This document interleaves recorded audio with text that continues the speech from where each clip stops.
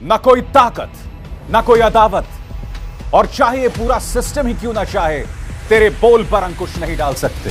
बोल, खिलाफ आजाद है तेरे।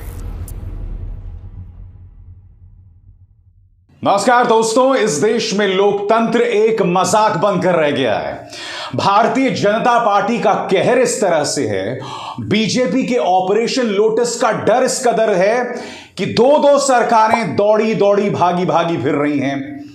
सबसे पहले मैं बात करना चाहूंगा झारखंड की हेमंत सोरेन सरकार की, और फिर हम बात करेंगे दिल्ली की अरविंद केजरीवाल सरकार की। आप जानते हैं झारखंड में क्या हो रहा है। झारखंड में पहले मुख्यमंत्री हेमंत सोरेन अपने करीब 40 विधायकों को लेकर रिजॉर्ट में चले जाते हैं। जी हां, अब उन्हें लग रहा है कि इन रिजॉर्ट से भी भारतीय जनता पार्टी उनके विधायकों को चोरी कर सकते हैं।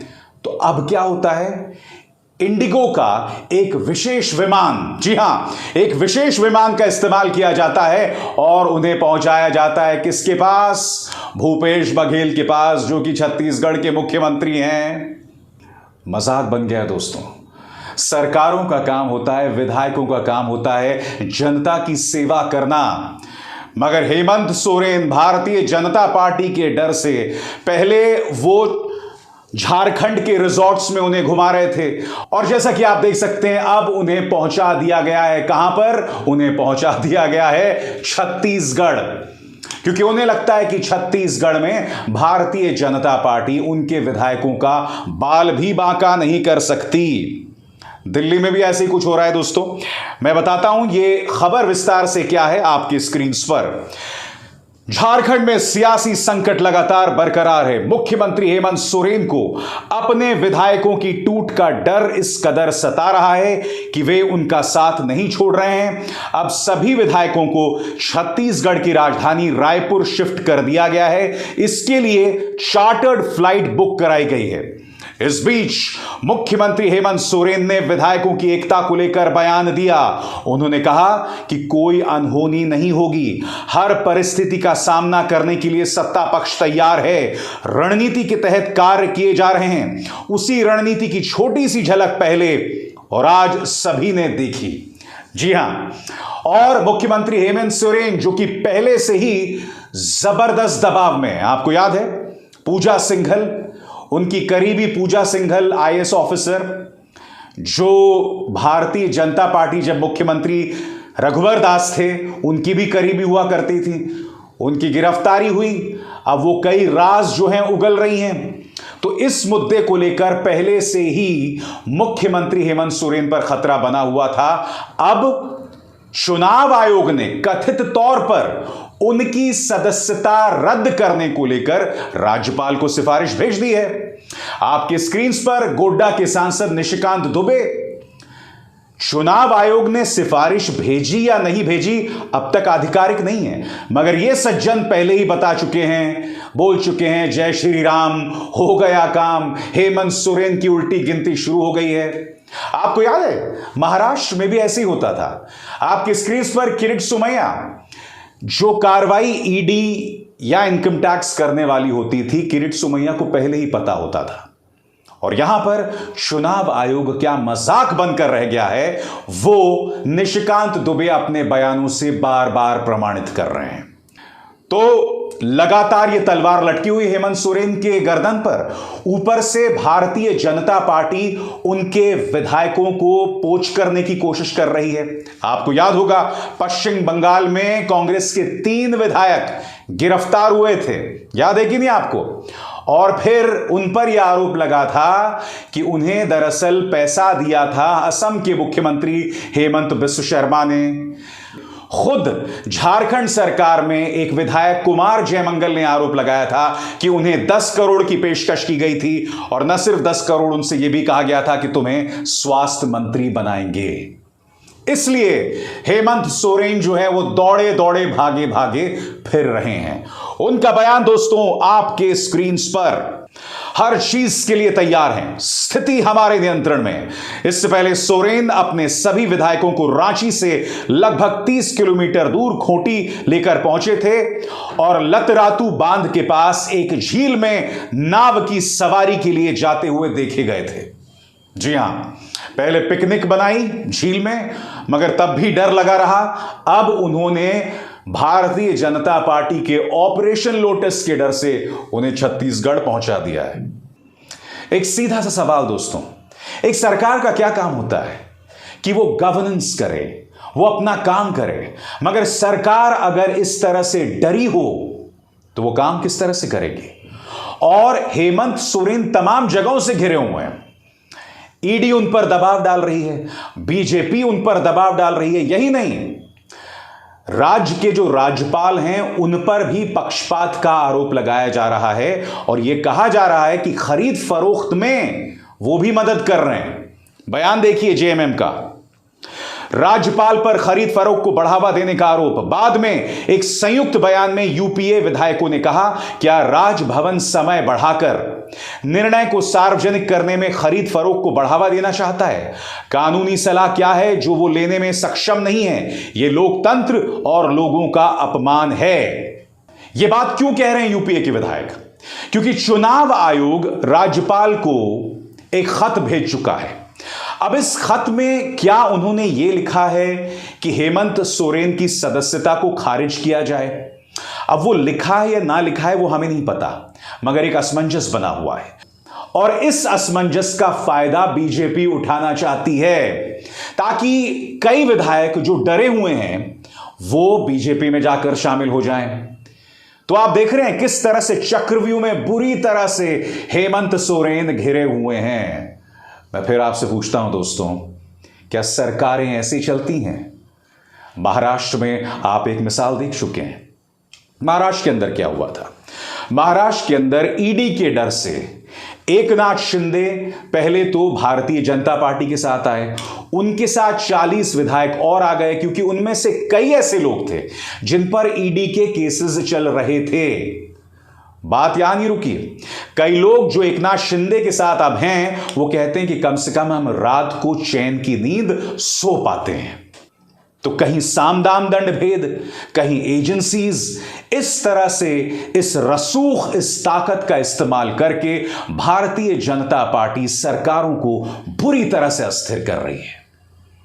झारखंड की मिसाल मैंने आपको दी, महाराष्ट्र की मैंने आपको मिसाल दी। अब दिल्ली की बात करें। दिल्ली में क्या हो रहा है?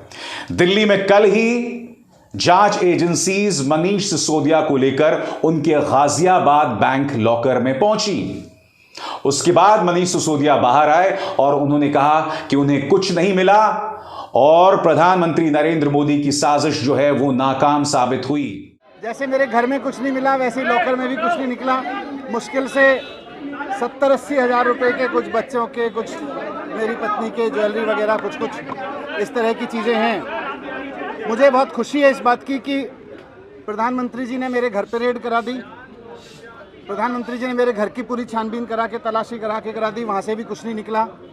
आज प्रधानमंत्री जी ने सीबीआई भेज के मेरे लॉकर की जांच भी करा ली, उसमें से भी कुछ नहीं निकला। यही इस बात का सबूत है कि आज प्रधानमंत्री जी की सारी जांच में मैं और मेरा परिवार पाक साफ निकले हैं। कुछ ही दिनों पहले आम आदमी पार्टी ने यह भी आरोप लगाया था कि उनके विधायकों को 20 से 25 करोड़ रुपए दिए जा रहे हैं सरकार तोड़ने के लिए। मनीष सिसोदिया पर भी दबाव बनाया जा रहा है कि आप आम आदमी पार्टी सरकार को तोड़ो और बीजेपी में शामिल हो जाओ। आम आदमी पार्टी यह भी दावा करती है कि उसके पास प्रमाण है, ऑडियो रिकॉर्डिंग है, हालांकि उन्होंने अब तक उस प्रमाण को पेश नहीं किया है।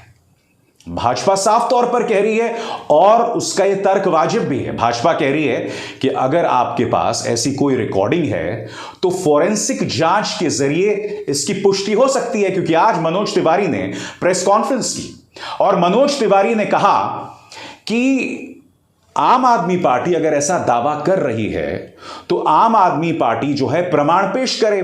फोरेंसिक जांच से यह पता चल जाएगा कि यह कॉल कहां से आया है। हम सभी एमपी बीजेपी के हम एग्रीड है इस बात पे कि जो डिफेमेटरी अनसब्सटेंशिएटेड एलिगेशंस लगाए गए हैं इसकी जांच फॉरेंसिक हो जाए, ताकि दिल्ली की जनता को पता चले कि ये जो दिल्ली की गद्दी पर भोली भाली सूरत लेके बैठ गए अरविंद केजरीवाल एंड गैंग हैं, वो कितने बड़े झूठ को फैलाने में लगे हुए हैं। अब हम नहीं जानते कि आम आदमी पार्टी सच बोल रही है या झूठ, मगर वो समझ गए हैं कि भारतीय जनता पार्टी की इस राजनीति का जवाब इसी तरह के पैंतरों से दिया जा सकता है। मैं बात स्पष्ट कर दूं, इस वक्त इस बात के कोई प्रमाण नहीं है कि आम आदमी पार्टी के विधायकों को बीजेपी खरीद रही है, मगर बीजेपी का एक रिकॉर्ड है। कर्नाटक की आपके सामने मिसाल है। कर्नाटक में तो बाकायदा ऑडियो रिकॉर्डिंग्स हैं।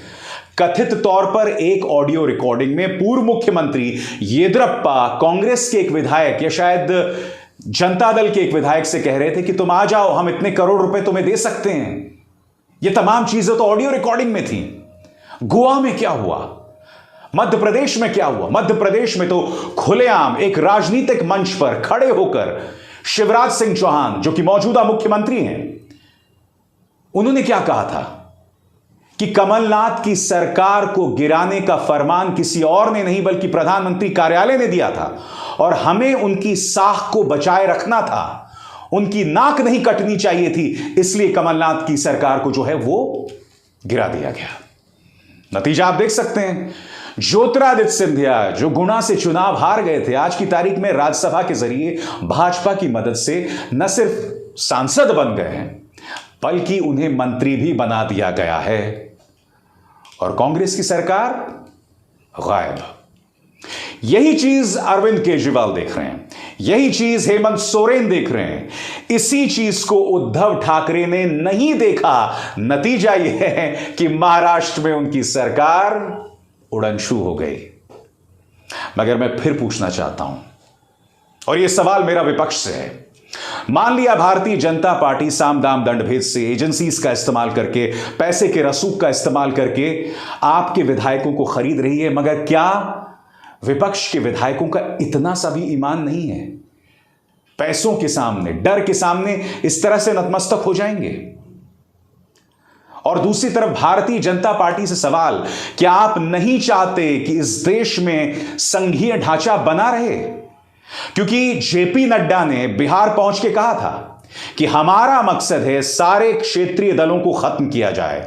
इन्होंने कहा था कि अगर बीजेपी की ताकत बढ़ती गई तो सारे क्षेत्रीय दल खत्म हो जाएंगे।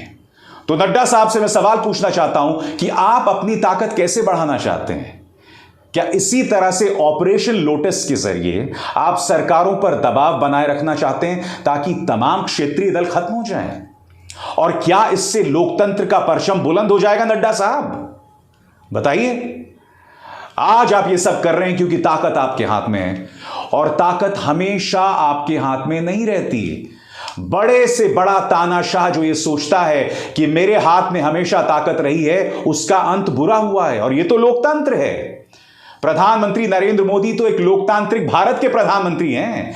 बीजेपी तो एक लोकतांत्रिक पार्टी है। लीबिया का गद्दाफी नहीं रह पाया, इराक का सद्दाम हुसैन नहीं रह पाया, हिटलर नहीं रह पाया, तो फिर तो यह लोकतंत्र है। और बीजेपी कथित तौर पर एक लोकतांत्रिक पार्टी है। इतिहास को पढ़िए बीजेपी, इतिहास से सीखिए बीजेपी। आप लोग 1975 से 1977 के बीच आपातकाल की दुहाई देते हैं। आप खुद बताइए आप क्या कर रहे हैं? ये तमाम फैक्ट्स हैं, इनके जवाब तो देने ही पड़ेंगे।